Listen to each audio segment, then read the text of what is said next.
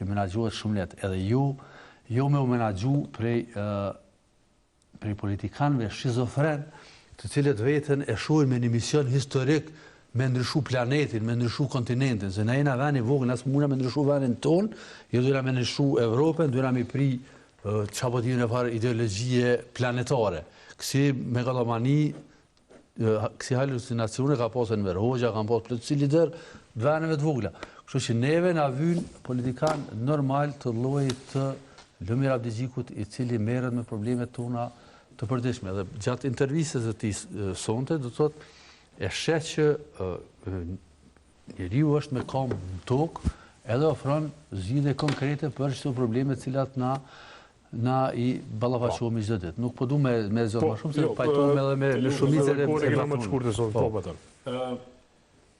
Të gjitha këto pozicione që i thash më herët janë përparësi për arsye se elaborimi ke jashtëzakonisht për mua jashtëzakonisht korrekt, politik, edhe muj me thonë që mund të hy të kjo pikë nuk pajtohem pak me blerimin, se ndoshta kjo ka qenë... Blerimi kërkoj ma frymëzim. Unë jo maj që gjithmonë kërkoj frymëzim, sot blerimi kërkoj frymëzim, ndoshta është kjo mënyra më mirë me provu, me shku në vesh dhe në kokën e një qytetarit zakonshëm, në cili nuk i kupton realisht Usena, se mësu me këtë farë narracionin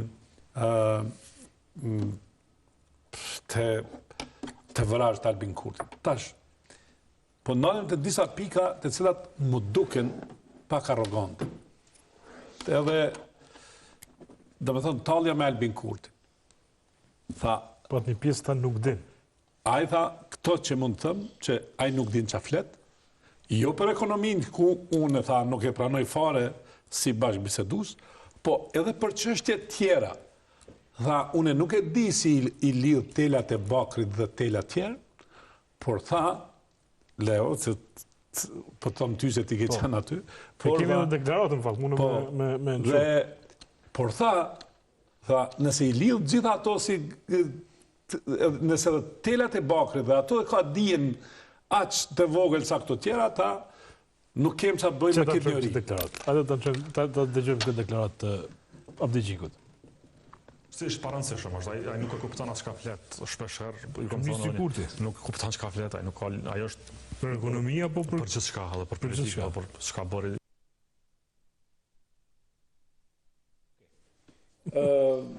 Atëherë, refuzimin e lidhi me me një emër përveçëm edhe me një grupacion.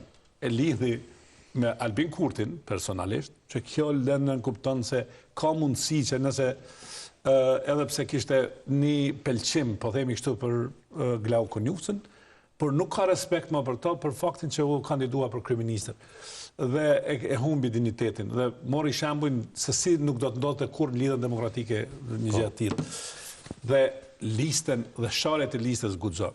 Do me thonë, i vendosi në një autizëm politik përfaqësues televizës guxon. Ata nuk kuptojnë as pse shajnë kur vetëvendosja ma e ka harrut shamë. Jo, vetëvendosja i ka harrut shamës, këta e ka shajnë në lot. Mas shumë të brutalisht ndaj listës guxon. Po, ishte ndaj listës guxon. Edhe ishte shumë i qartë. Aty më pëlqeu shumë.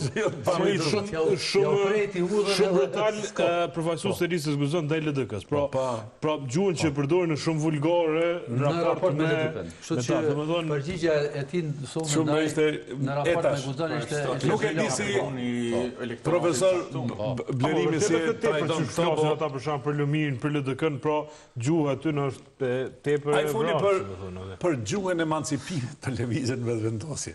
Dore zamra ishte pak arrogante. Pse arrogante?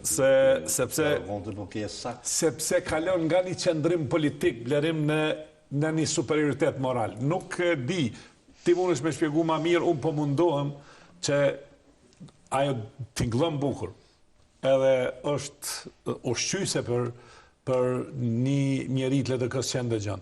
Por ky superioritet moral nuk është qëndrim politik. Se di tash kjo... Por ajo që ishte opozita i fiton zgjedhjet kur moralisht Po të tash po nalim edhe të çështja kur përmeni fisnikrin e të qenurit në pushtet edhe fisnikrin në opozit. Po teza se nuk mund të akuzosh një parti për bashkëpunim me Serbinë dhe pastaj të thrasësh në koalicion, dhe kjo nuk do të ndodhë, ishte një qëndrim kogjar i gjip.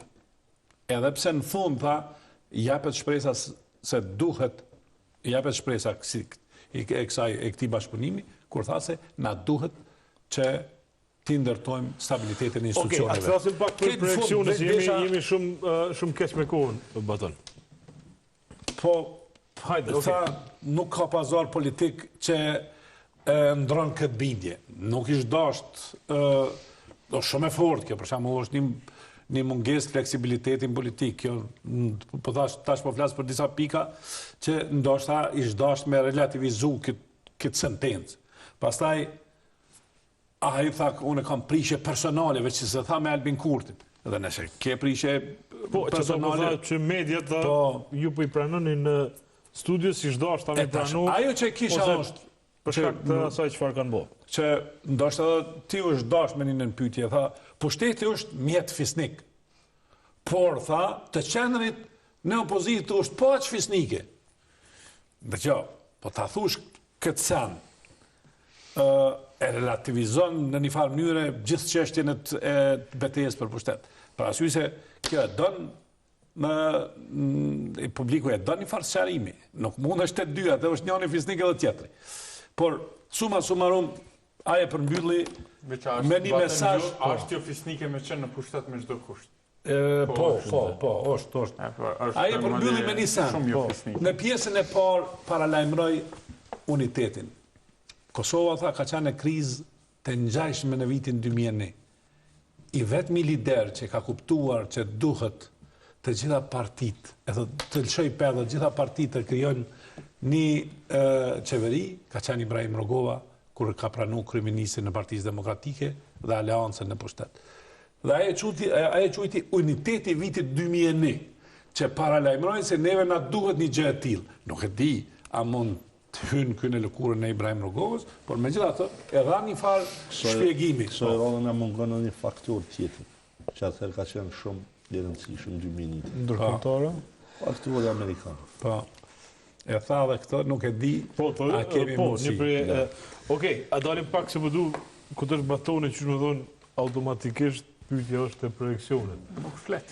Hajde, Baton, në ndryqo. Apo ti, zonë, se për më duket edhe ti ke qenë dyshim të zhdukja jote. Jam qova, mos